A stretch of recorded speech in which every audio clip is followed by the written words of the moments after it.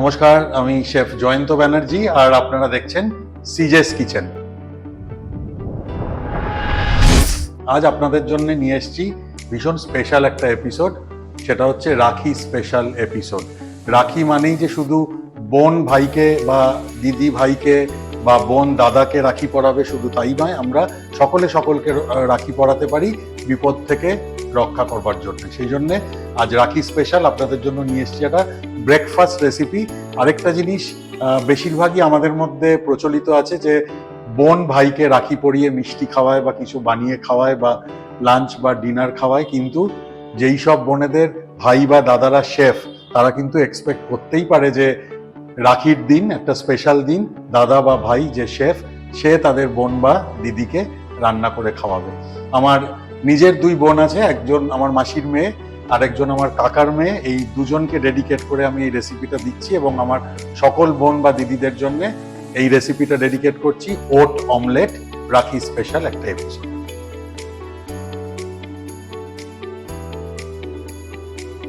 চলে যাচ্ছি সরাসরি রেসিপিতে। রেসিপির আগে ইনগ্রেডিয়েন্ট গুলো বলে দিই। অমলেট মানেই আপনারা বুঝতে পারছেন ওতে ডিম থাকছে, তার সঙ্গে থাকছে ওট। আমি এখানে 5টা ডিম নিয়েছি আর একটা মাঝারি সাইজের কাপের ভর্তি করা ওট। তার সঙ্গে রয়েছে কুচনো পেঁয়াজ, আদা, টমেটো, ধনেপাতা, কাঁচা লঙ্কা। আর একটা টমেটো আমি ছোট রেখেছি গার্নিশের জন্য। ভীষণ ইজি একটা হেলদি ব্রেকফাস্ট রেসিপি, বাড়িতে কিন্তু প্রত্যেকে ট্রাই করবেন। ওটের এর আগেও আমি রেসিপি দেখিয়েছি, ওটের উত্তাপম, মুজলি দেখিয়েছি, এটা ওটের অমলেট। চলে যাচ্ছি সোজাসুজি রেসিপিতে। আমি ফ্লেম অন করে দিয়ে দেবো রিফাইন্ড অয়েল। প্রত্যেকটাতেই খুব অল্প করে রিফাইন্ড অয়েল দেবো, দিয়ে একটু অয়েল ব্রাশ করে নেব।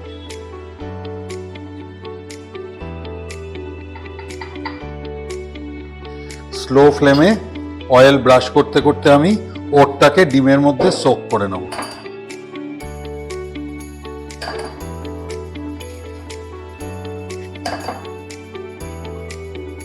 পরিমাণটা আরেকবার বলে দিই আপনাদের, 5টা ডিমে 1 কাপ ওট। ওট আর ডিম ভালো করে মিক্স করে নিলাম। সোক হতে হতে এর মধ্যে সিজনিং দিয়ে দেবো। সিজনিং মানে নুন আর গোলমরিচ, সল্ট আর পেপার। হাফ টিস্পুন পেপার দিলাম। নুন আন্দাজ মতো, আপনারা যে যেরকম নুন খাবেন সেরকম দেবেন। আমিও এখানে 1 টিস্পুন নুন দিলাম 5টা ডিমে। এবার দিয়ে দেবো বাকি ইনগ্রেডিয়েন্টগুলো: পেঁয়াজ, টমেটো, আদা, কাঁচা লঙ্কা, ধনেপাতা। আন্দাজ মতো দেবেন। আমি 2টো কাঁচা লঙ্কা চপ করে দিয়েছি, ছোট 1 টুকরো আদা 30 গ্রাম মতো, 2টো মাঝারি সাইজের পেঁয়াজ আর একটা বড় লাল টমেটো, ছোট একটা বাঞ্চ ধনেপাতা, সব একসাথে আমি দিয়ে দিলাম। খুব ভালো করে এগুলোকেও মেশাবো। আমার মিক্সচারটা পুরো রেডি হয়ে গেছে। এবার অল্প অল্প করে আমি এটার মধ্যে ঢেলে দেবো।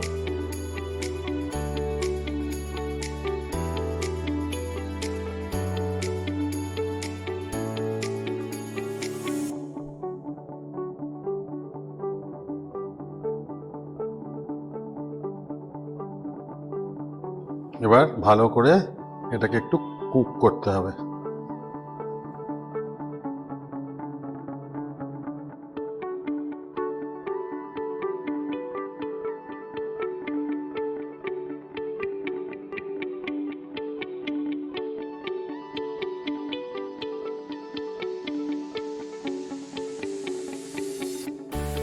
একটা দিক হয়ে গেছে, এবার আরেকটা দিক আমি ফ্লেমটা একটু বাড়িয়ে আস্তে আস্তে উল্টে দেবো।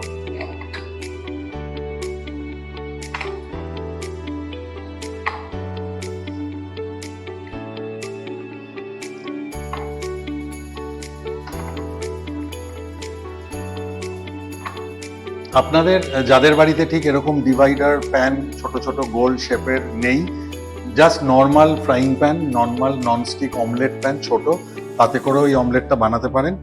খেতে তো একই হবে, দেখতে এগুলো একটু বেটার হয়, ছোট ছোট উত্তাপম বা প্যানকেকের মতো দেখতে হয়।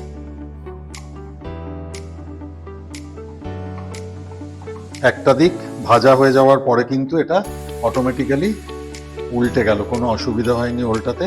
দুটো দিক সুন্দর করে কুক হবে, তারপর এটাকে আমি ফাইনাল প্রেজেন্ট করব। ফাইনাল প্রেজেন্টেশনে যাই। রাখি স্পেশাল ভাইয়ের তরফ থেকে বোনদের জন্য ওট অমলেট।